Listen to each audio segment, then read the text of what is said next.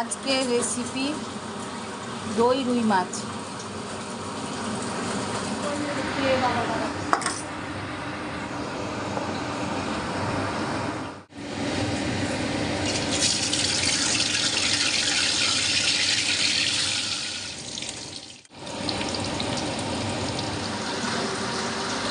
মশলার বেটার: আদা, রসুন, পেঁয়াজ, লঙ্কা পেস্ট, ধনে জিরে গুঁড়ো, লবণ, হলুদ, কাশ্মীরি লঙ্কার গুঁড়ো, দই সব একসঙ্গে রেডি করে রেখেছি।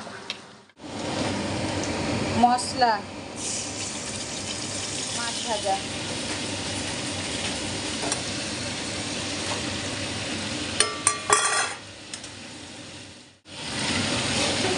জল,